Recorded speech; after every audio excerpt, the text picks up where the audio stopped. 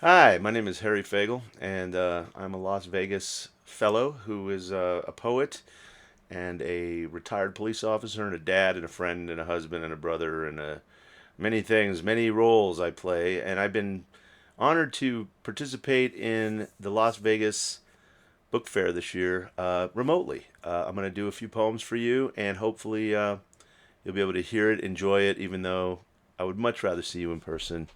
Um, it's hard for me. I'm a real social animal, so being locked down has been particularly frustrating, as I know it is for everyone. And that being as relative as it is, I'm retired, so I have to find ways to keep myself very occupied. And one of the ways I occupy myself is by writing poetry. So I'm going to share some poems with you today. You may have heard a couple of them before. Some are new, some are older.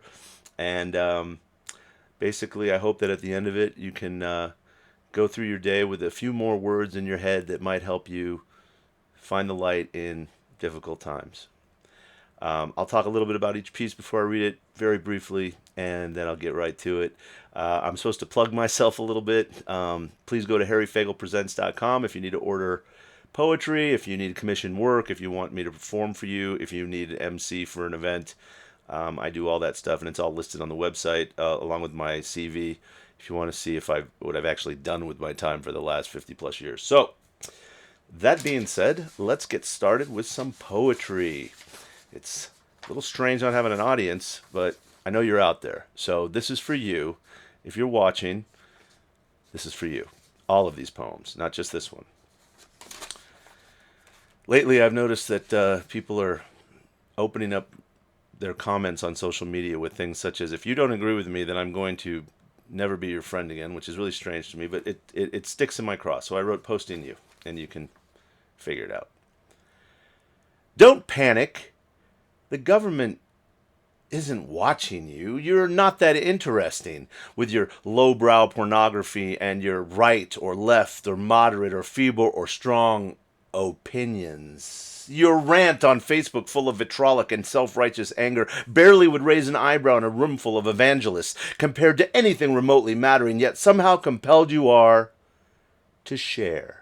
Pontificate and remonstrate and really just mentally and physically, I'm sure, masturbate. I imagine your self satisfied, smug sense of smirking satiation after reading the thoughts you have just published on the World Wide Web. Is standing on a box and shouting really so different? The anonymity of the internet makes strange actors indeed. If I really cared, I guess I could ignore it or defriend it or worse, reply. Yet I can only wax poetic as my tears of laughter dry. Since when was this the fact farm? This landscape of muttering, this delusional truth, this mess of things, this backward, unintelligible scrawl. Oh, did you see what she, he, they said? Blasphemy!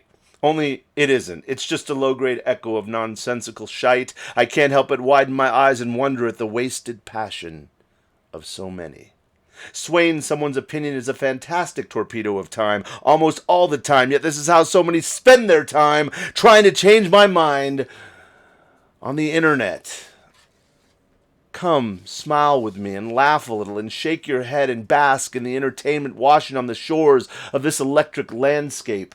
Every time we go to evolve, we find a way to shove ourselves back to some archaic watershed, some vacant vacuum of vicissitude, some tumbling torrent of tumultuous talentlessness, some alliterative agony alongside the acrimony of acidic alienation, some hilarious joke. Much like this poem, the wasting of words is wonderfully wanton and permanently present in the posting of the planetary platitude of your opinion on the internet. Keep posting. I'm sure you will change the world before I can say like. Okay, so there was a lot of alliteration in that poem. I hope you liked it. That was Posting You, and it was an exercise in alliteration if you were paying attention. There's a lot of similar sounds at the beginnings of lines. Okay, anyway, fun. And now we move on to now, a little philosophy.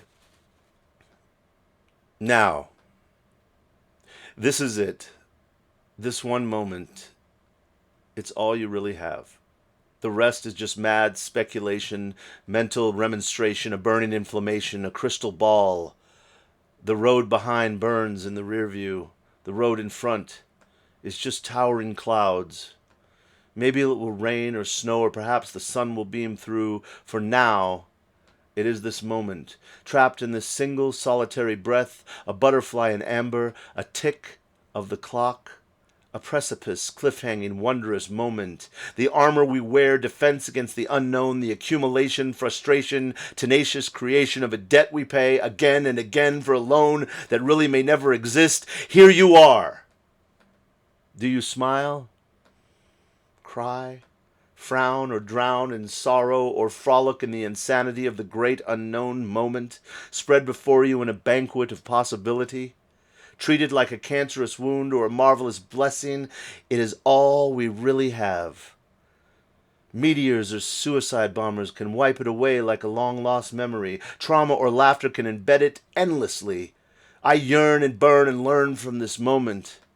I am now. A single, solitary, beautiful, fulfilled, energized, realized, criticized, precious moment. Be here with me. This next poem is called Rooms, and it's called Rooms.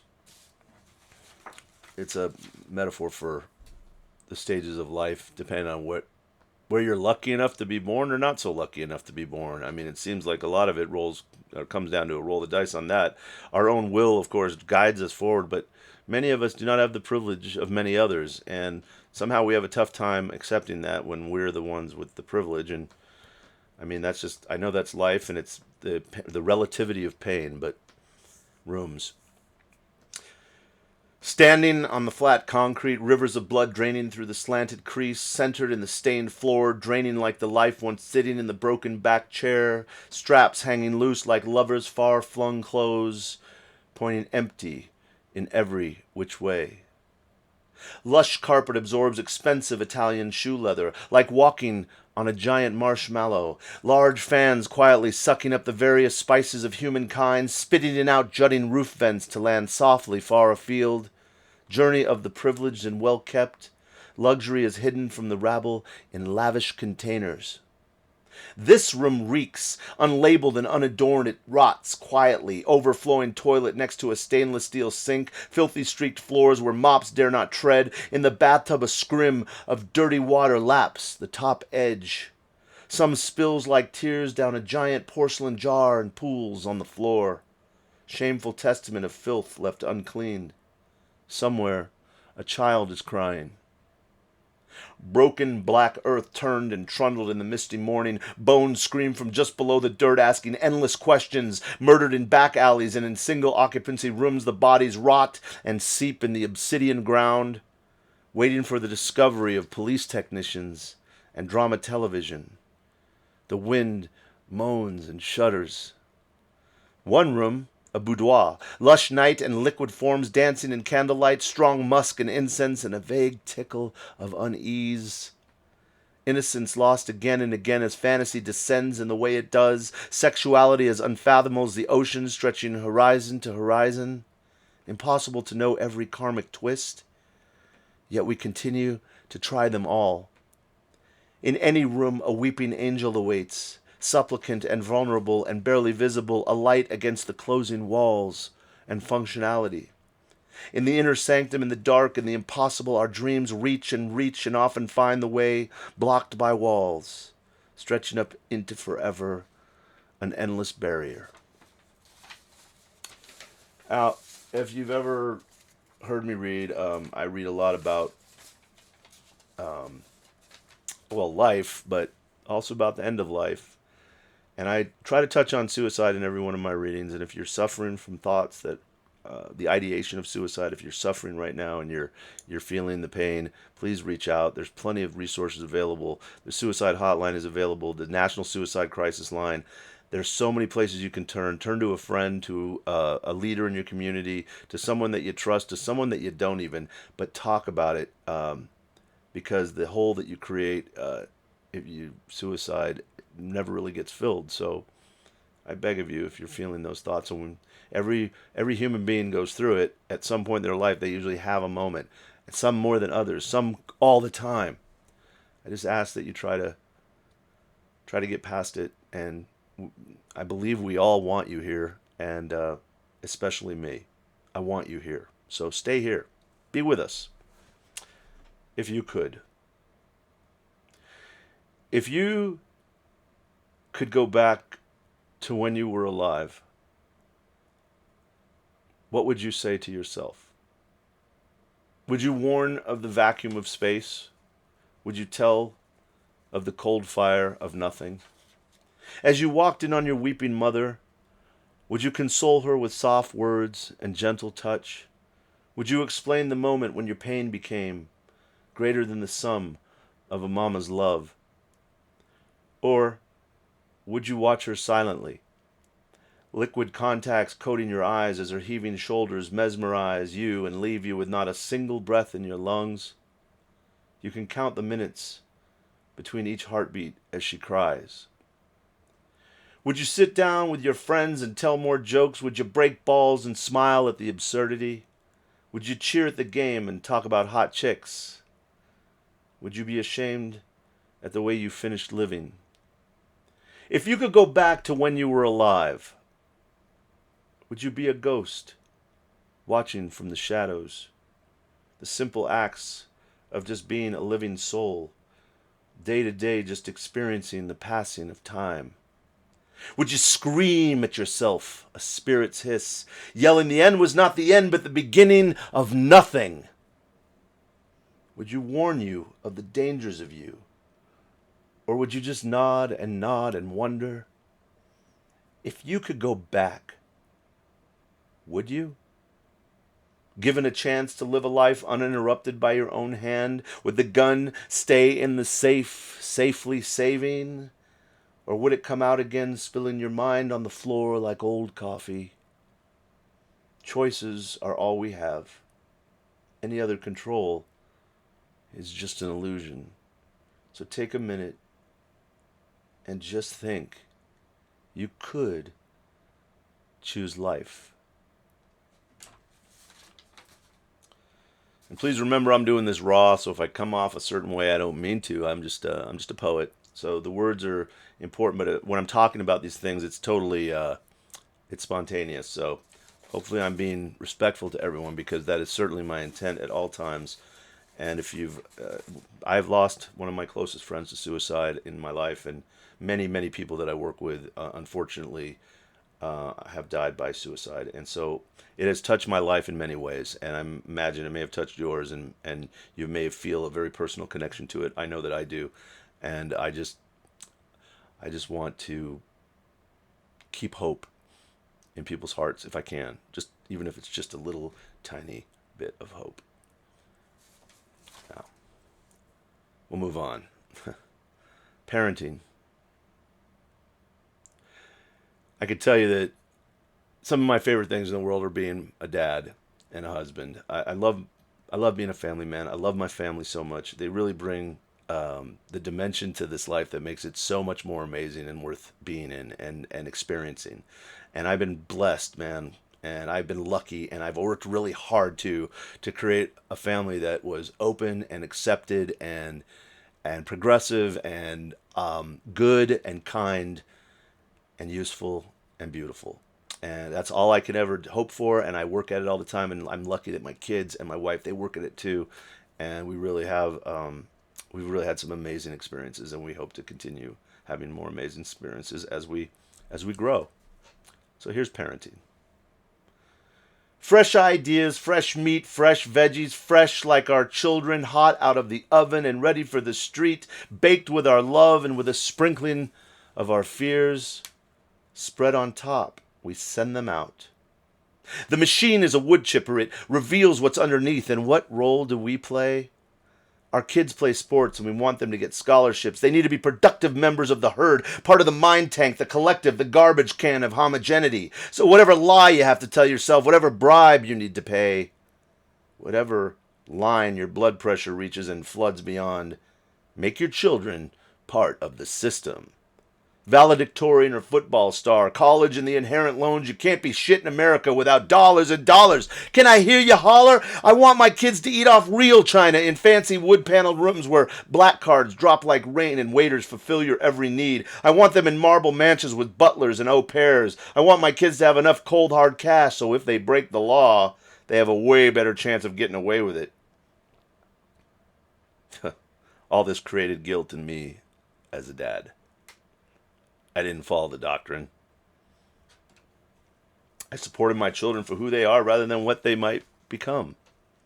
I don't know if this novel effort will pay off, but I do know one thing. They're both reaching for the stars. They both believe they can find their own truth. They dance with promise. They fulfill with talent. They are, frankly, who they are. This old dad, a cop, an artist trapped in my own mind cage, beating at the bars, trying to see the future in my own silvery mirror, wondering if I did it right, not buying into the machine. Time will tell, and my boys, I hope, will give them hell. Now I just wait and watch and enjoy all they create and all they destroy.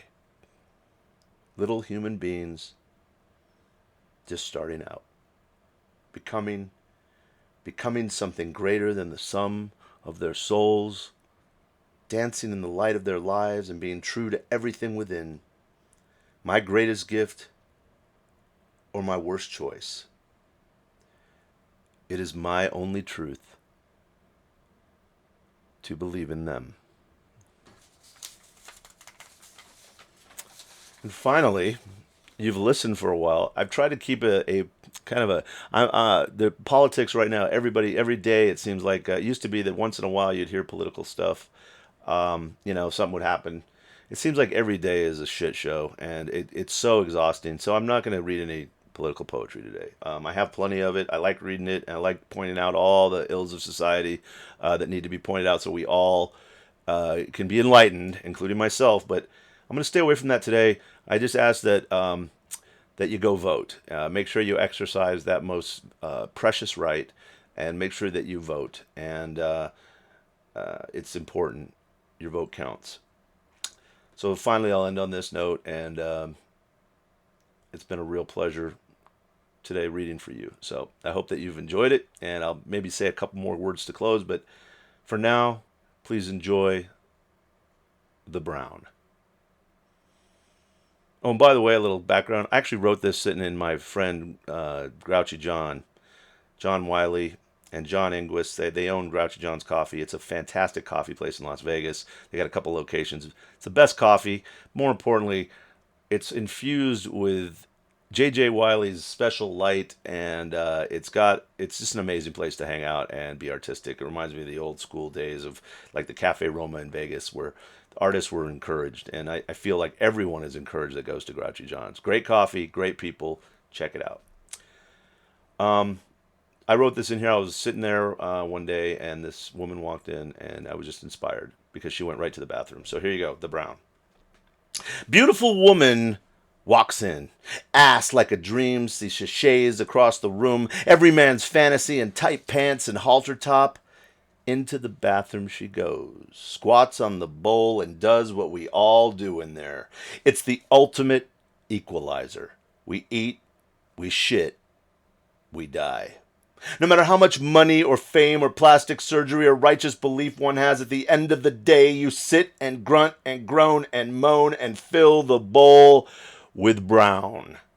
Supermodels and gigolos, presidents and priests, mailmen and teachers, cops and astronauts, and in those solemn moments, tiny room with a hopefully whirring fan, or in an open ditch, or even on a solid gold throne, we are at the ultimate aloneness. Just us and the business, and I pray the paperwork too. Sitting and straining and thinking our most inward thoughts. Some sit on the phone, perusing the internet and getting microturds on their screens. Others read magazines or books, and some really heathen motherfuckers eat a sandwich whilst they drop the deuce.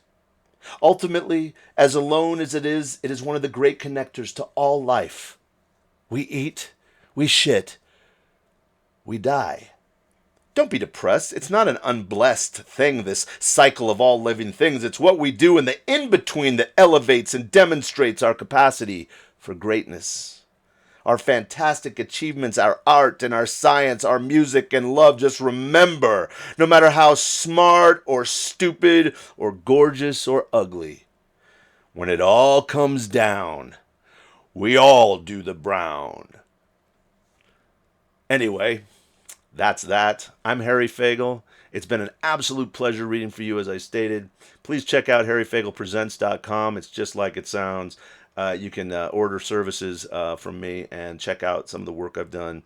Ball Smack Poetry is a YouTube channel that Raul Balatbot and I work on all the time. We're trying to do stuff even in the COVID environment, so you can check that out too. There's a few stuff. There's some stuff posted there, and we're going to continue to try to get art out into the world in as many mediums as we can for you to enjoy, or to be enlightened, or to be pissed off, or whatever it does for you.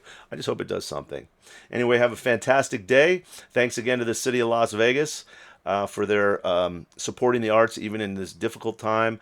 Thank you, Bobby Ann. Thank you, everyone at Nevada Humanities. You guys are fantastic.